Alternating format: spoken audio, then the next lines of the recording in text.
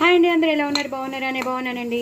ఇవాళ ధనియాల పొడి, జీలకర్ర పొడి ఎలా చేసుకోవాలో జస్ట్ ప్యాన్ పెట్టేసుకున్నాను. ఎక్కువ ధనియాలు వేసుకున్నాను, అలాగే 2 స్పూన్స్ జీలకర్ర వేసుకున్నాను. యాక్చువల్లీ కొన్ని మిరియాలు కూడా వేస్తాను, ఇంట్లో మిరియాలు లేవు, బట్ మిరియాల పొడి అయితే ఉంది, సో మిరియాల పొడి వేసేసాను. ఇది వేసేసి నేను ఇప్పుడు బాగా వేగిపోయండి. నేను అందుకే మొత్తం అంతా వేసాకనే మీకు, అంటే బాగా వేగిపోయాకనే మీకు వీడియో తీసి చూపిస్తాను. ఇప్పుడు దీన్ని చల్లారాక గ్రైండ్ చేశాక మీకు మళ్ళీ చూపిస్తాను. అప్పుడు ఇది జీలకర్ర ధనియాల పొడి అయిపోతుంది. అప్పుడు మనం కూరల్లో కానీ మనం దేంట్లో వేసేసుకోవాలో దాంట్లో వేసేసుకోవచ్చు. పచ్చిది కన్నా ఇలా రోస్టెడ్ అయితే మంచి ఫ్లేవర్ ఉంటుంది, పాడవకుండా ఉంటుంది.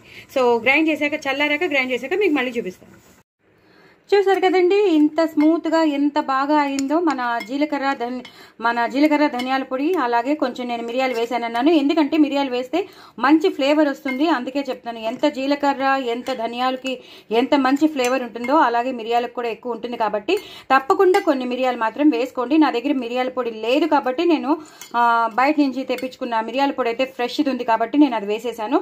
సో మీరు మిరియాలు ఉంటే మాత్రం మిరియాలు కూడా వాటితో పాటు వేయించేసి వేసేసుకోండి.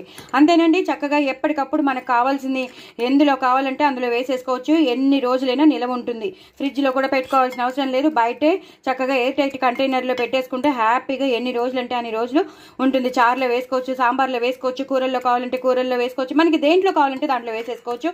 మనకి ఎప్పుడు కావాలంటే అప్పుడు బాగా పనికొస్తుంది. సో స్టోరేజ్కి మాత్రం చాలా పనికొస్తుంది, విమెన్కి చాలా పనికొస్తుంది, అందరికీ పనికొస్తుంది. తొందరగా పనులు అయిపోవాలంటే మాత్రం చాలా చాలా పనికొస్తుంది. సో అప్పటికప్పుడు వేయించుకోకర్లేదు, అప్పటికప్పుడు వెతుక్కోకర్లేకుండా మనం ఇలా చేసి పెట్టేసుకుంటే మంచి ఫ్లేవర్ ఉన్న, మంచి సువాసన అయిన జీలకర్ర ధనియాల పొడి మన సొంతం అయిపోతుంది. మరి ఇంకెందుకు ఆలస్యం, నా ఛానల్ మాత్రం సబ్స్క్రైబ్ చేసుకోవడం అసలు మర్చిపోద్దు. ఇది చేసుకోండి, హ్యాపీగా ఉండండి. నా ఛానల్ మాత్రం సబ్స్క్రైబ్ చేసుకోవడం అసలు మర్చిపోద్దు. వ్యూస్ పెంచండి, అలాగే సబ్స్క్రైబర్స్ని కూడా పెంచండి. బాయ్.